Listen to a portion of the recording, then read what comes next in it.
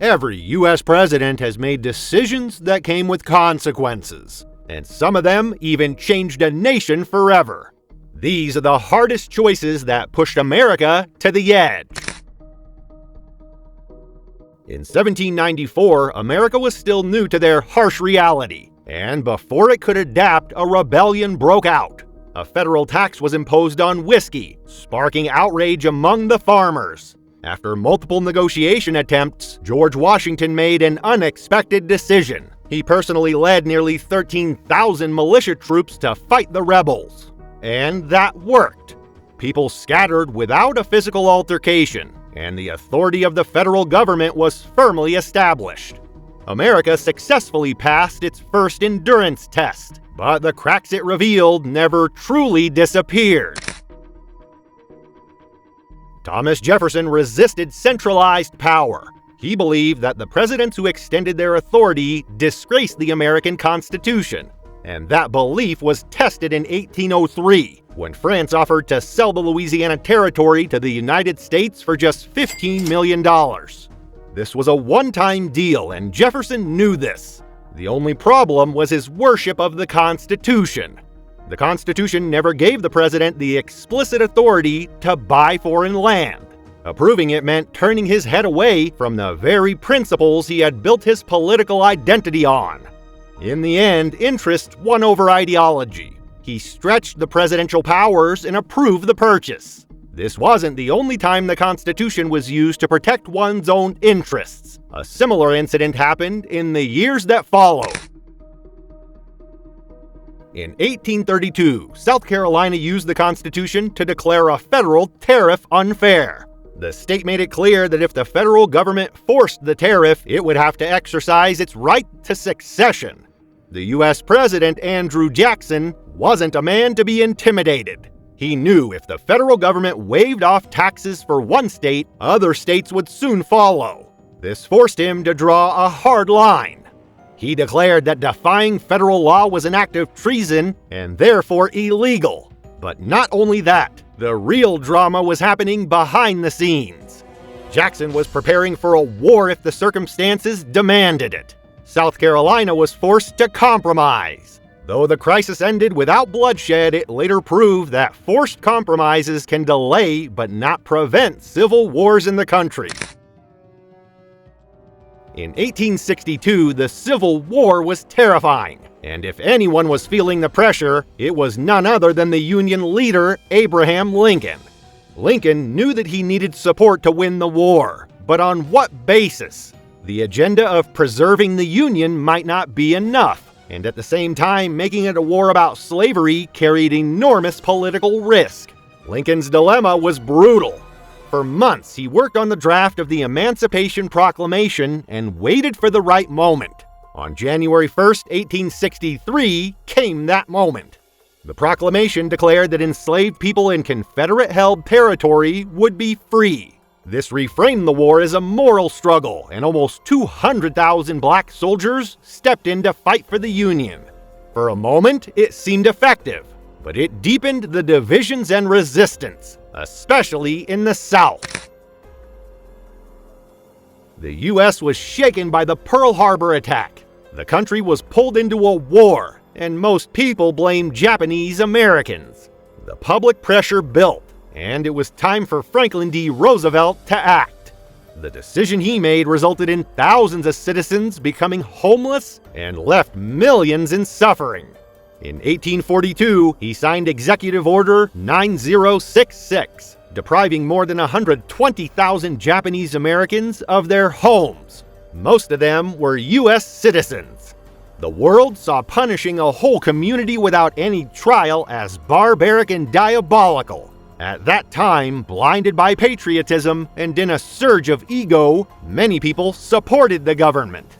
But years later, their eyes saw injustice. In 1988, the U.S. government apologized, admitting the policy was racist and unnecessary. Roosevelt's decision is a clear example of how civil rights can vanish during national fear, and how even popular leaders can make decisions that history later condemns. In 1945, World War II was almost over. The only deterrent was Japan's refusal to surrender. The U.S. was exhausted, and it just wanted an end.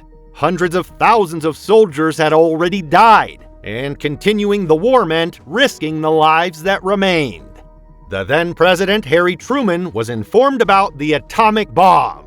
Using it meant ending the war but killing civilians. Not using it meant prolonged wars and depletion of resources. Truman made the call.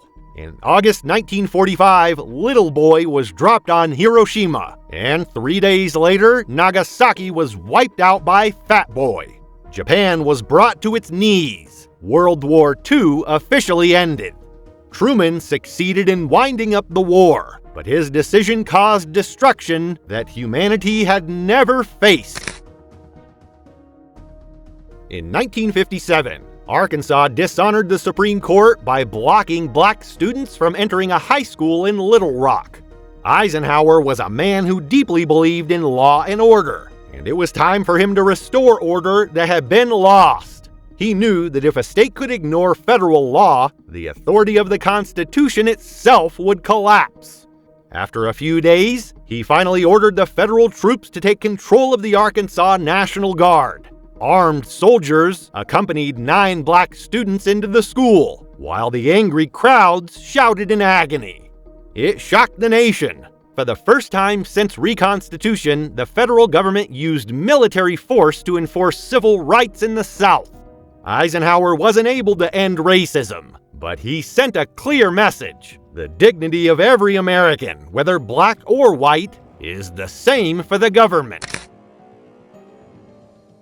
No one had ever thought that the country that dropped the nuclear bombs on Japan would one day face similar threats itself. In 1962, the Soviet Union was found installing nuclear missiles targeting U.S. major cities. The word spread fast and pressure mounted on President John F. Kennedy to react before it was too late. Military strikes meant initiating a nuclear war, which the world wasn't ready for. Doing nothing would make America look weak. The world was watching. After 13 days, Kennedy chose a naval blockade. Negotiations were made, and a potential nuclear war ended before it even began. The threat was dismissed, but the Cold War continued dominating world politics for years after. In the mid-1980s, Ronald Reagan publicly promised never to negotiate with terrorists. At the same time, he also pushed hard against communist movements in Central America. Behind the scenes, however, a secret operation was unfolding. Members of Reagan's office approved selling weapons to Iran in return for securing the release of American hostages. The money from those sales was then illegally funneled to fund anti-communist rebels in Nicaragua. When the details were made public, the administration denied it. Investigations were made. Reagan said he didn't fully understand the operation, and that was maybe the worst thing he could have said.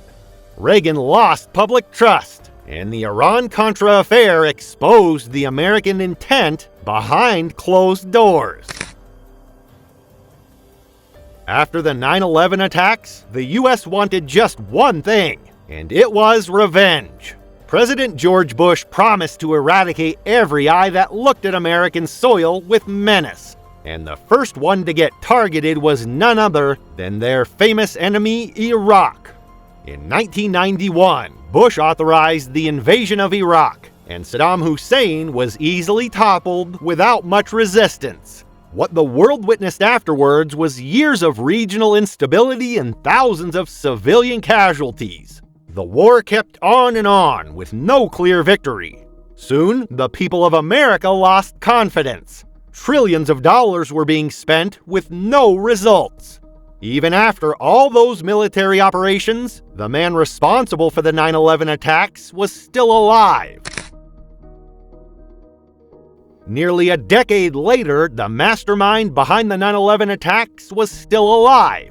According to intelligence reports, Osama bin Laden was hiding in a compound in Abbottabad, Pakistan.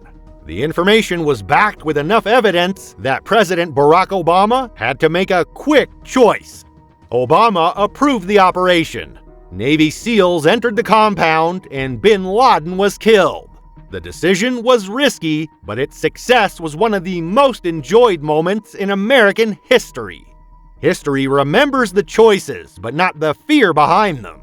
Some decisions consolidated America's position as a superpower, while some haunted the nation forever.